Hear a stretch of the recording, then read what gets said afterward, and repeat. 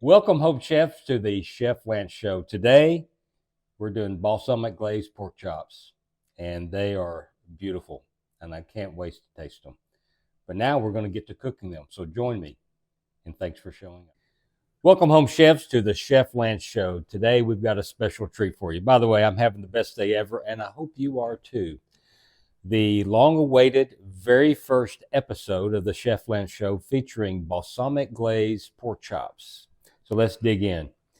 What I've got here is two beautiful, very thick pork loin center cut chops that we're going to do tonight. They're bone in, adding extra flavor. Now, I will not be adding salt to this because I've already done an equilibrium brine, which is a very fancy brine that was introduced by the people who wrote the Encyclopedia of Modernist Cuisine. And so that brined about 24 hours, so it's completely seasoned in and out. It's going to hold its moisture when we cook it, and that's going to be delicious. Now, what I am going to do is add a little pepper to it. Now, before we get started with all that, let's cover a couple of things. We want to be completely what they call mise en place in the culinary world. That's French for everything in its place. And so what you want to have every time you go to cook is everything ready for you at a moment's notice.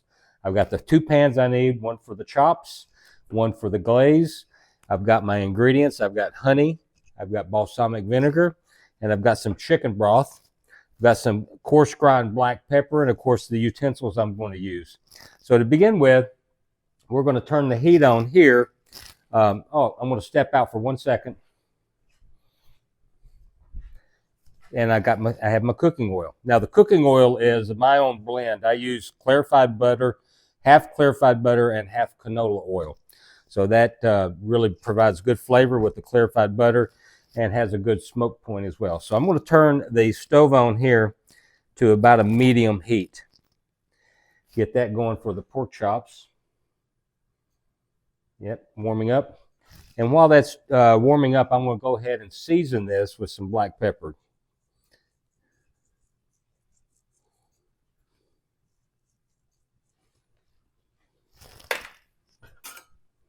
Now, the beautiful thing about these chops is that they're really thick and luscious. I just couldn't, speak any higher of the quality of meat that was at the store that day.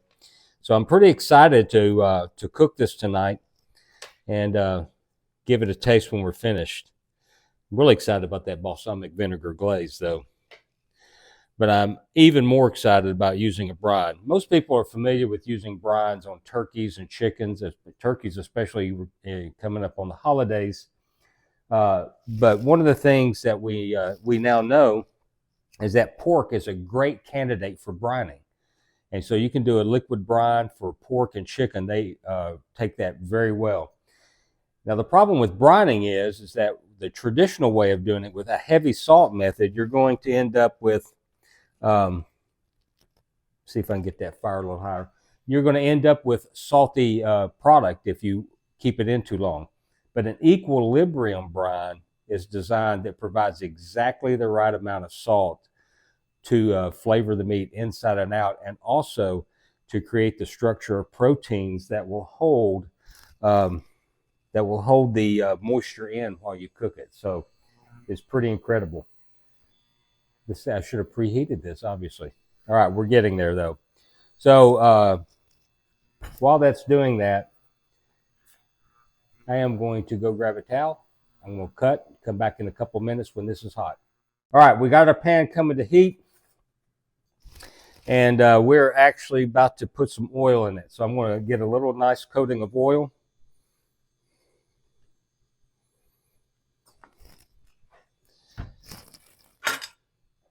And I'm going to let that warm up. So when you saute in a pan, the way you know it's hot, and I knew it was hot just by the way it felt, but if you're not sure, you can take some drops of water on your fingers and throw it in the pan. If it just lays flat and evaporates off, it's not quite hot enough. But if that water forms a ball or two and starts dancing around the top of the skillet, it is absolutely hot enough to cook with, and then you add your oil. Once you add your oil, you let your oil come up to temperature till it starts to shimmer. And this is just about to shimmer right now. And when you do that, then you can put your meat in and it will not stick. Ah, that nice sizzle. Now this is going into the saute pan for about 5 or 6 minutes on each side.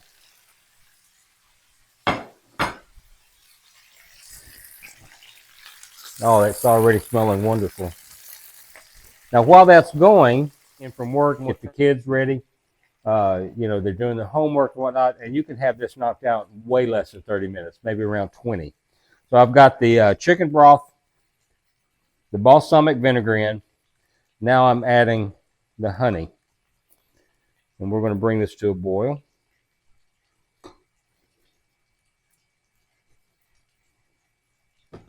Every last drop.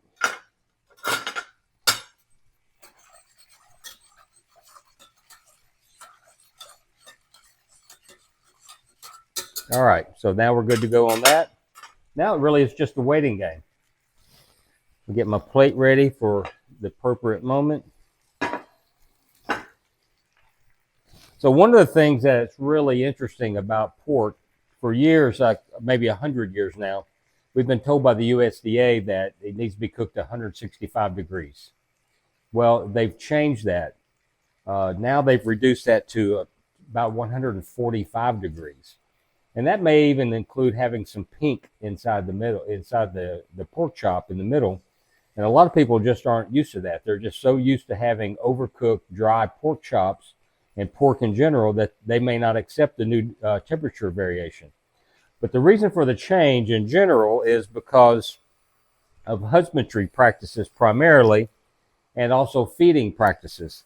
So the concern there was a parasite, and I can't pronounce the worm's name, but he's the one responsible for trichinosis. So in the modern husbandry practices, trichinosis is much, much less a concern. And so they've lowered that. Now that's good news for us in many ways. Number one, if by not overcooking the pork, we're not squeezing all the moisture out. And so it's a juicier piece of meat. And it still has a tremendous amount of flavor. All right, I see my my glaze is starting to just coming to a simmer. See the steam coming off of it. Oh, that is so wonderful. I love it. So I'm going to resist the urge to pick up the pork. One thing about chefs, you just love to play with your food. Sometimes you just need to leave it alone, you know? Just need to leave it alone. So let's, for some reason, I don't think that's quite high enough on the pork, so I'm going to turn that up a little bit. And it wasn't. I bumped it, so I knocked it down. Yeah, I screw up all the time. So in the comments, tell me what you think about the balsamic glaze pork chop when you make it. I know it was the fans' request when I sent out a poll for it, so there was something exciting about it. But anytime you start talking about balsamic vinegar glaze with a little honey and chicken broth, the balsamic has a sweetness and a tanginess at the same time, which is really cool.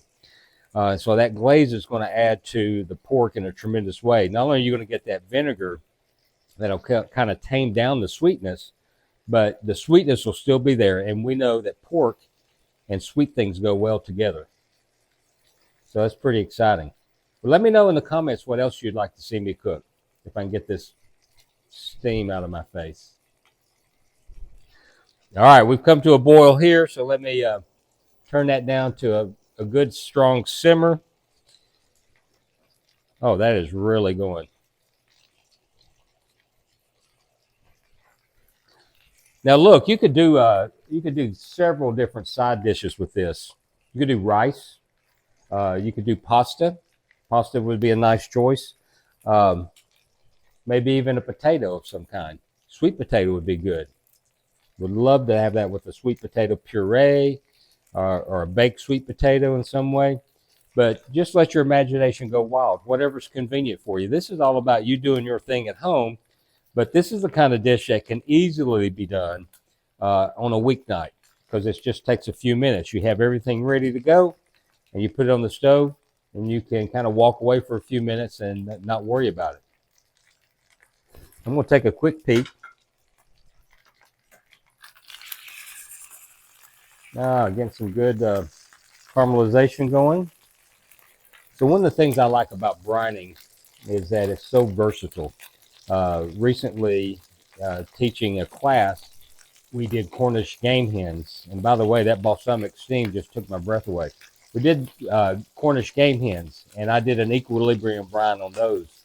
And they turned out so juicy and moist and seasoned all the way through. No salt was added right before we roasted them. It's just an awesome technique that you can use. And I'll be doing additional classes on that, maybe even a brining master class, because I think it's so effective uh, in getting the job done in terms of seasoning and retaining moisture. You know, this is just one of those things that if you do a little planning ahead, you can absolutely create stunning dishes in just a blink of an eye on a busy night. And you think about how much time and money you spend running to a restaurant, carry out, pizza delivery. Take some of that money and put it into healthy, nutritious foods. I'm going to teach you how to actually take whole, like a whole chicken, debone it or cut it into bone segments. You save a ton of money by doing that sort of thing yourself. And then the byproducts you get from things like that, including making your own stock, even the bones that we have here on this pork chop, we can save those after we're finished with it, and then we can make stock out of it at a later time. Now, there's nice caramelization on this pork. I'm going to flip him over now.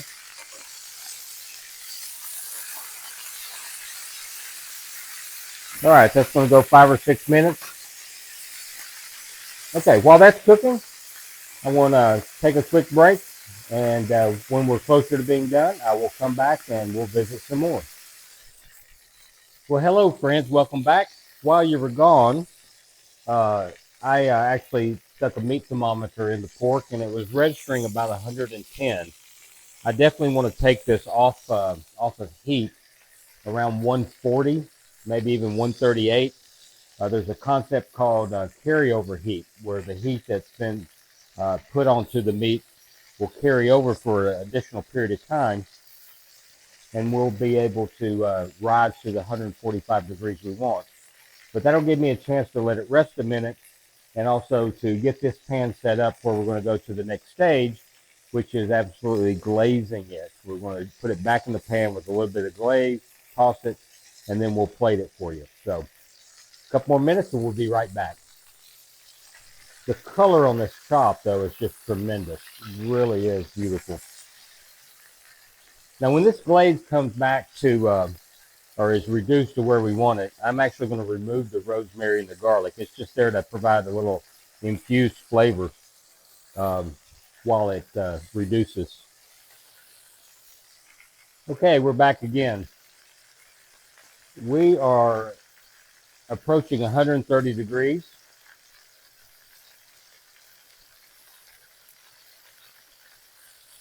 And it is about time to pull this pork. So I'm going to go ahead and flip it back over.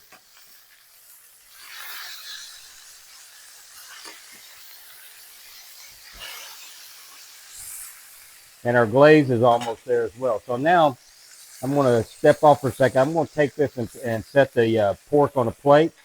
And then I'm going to dump the oil so that we can have just the no oil in the glaze coming in. So I'm going to get that done. Be right back. Hey there. Now you can see that the chops are just gorgeous right there. So now let's see where we are on our glaze. I'm going to put this glaze now in the pan. Not all of it, just enough to deglaze that. A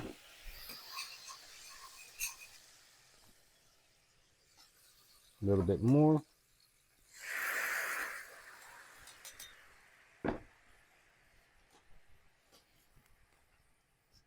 Oh, yeah. Now I'm going to stick the chops back in the pan.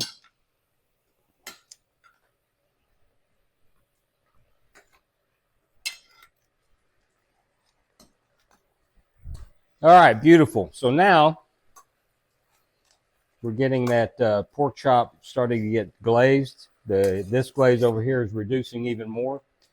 When the glaze in this pan As soon as it hit it, it began thickening immediately. Incredible. I'm going to remove the rosemary and the garlic. I'm going to check my thickness. The thickness of the glaze. Still a little bit loose, but we are down to just the last little bit. So it'll be getting thick and syrupy. Now I'm going to turn and coat the other side.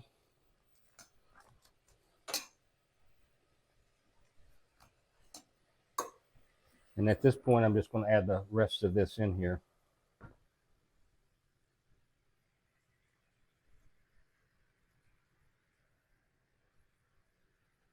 Beautiful. All right, make sure everything is turned off. Needs to be. Now we're in the final stages. Flip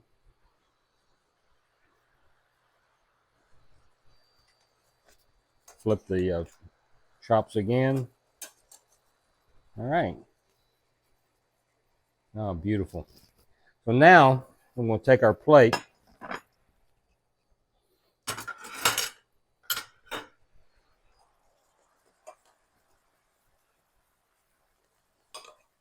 We'll start adding this glaze to the plate so that the chops can sit on it.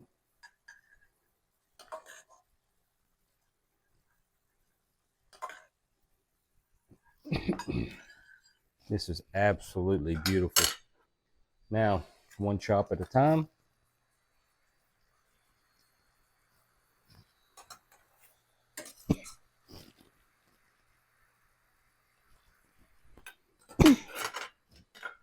Now we're going to let this glaze just reduce a little bit more. We've deglazed the pan with it. What that means is the little sticky parts, that's called fond, in the bottom of the pan have come loose, adding additional flavor back to the glaze. This is really starting to get thick, and that vinegar steam in my face is starting to get to my throat. Excuse me. So now, oh, it's beautiful. Nice sticky glaze.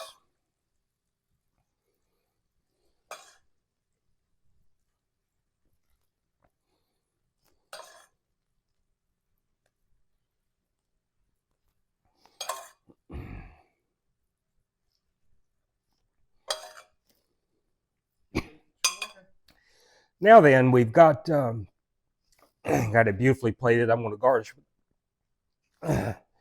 Pardon me, that vinegar is eating at my throat. Don't ever breathe that in. Whew. So I'm garnishing with a little goat cheese, crumbled goat cheese on top. Little cleanup of the plate.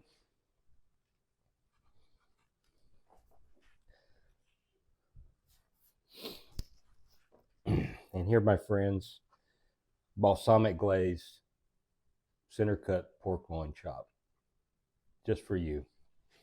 All right, so our pork chops have rested. We've got them beautifully garnished, got our sauce there. And now we get to do the most fun thing of all.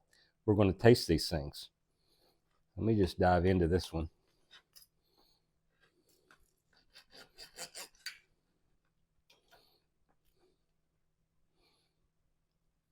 Beautiful white meat, not dry, very juicy, little glaze.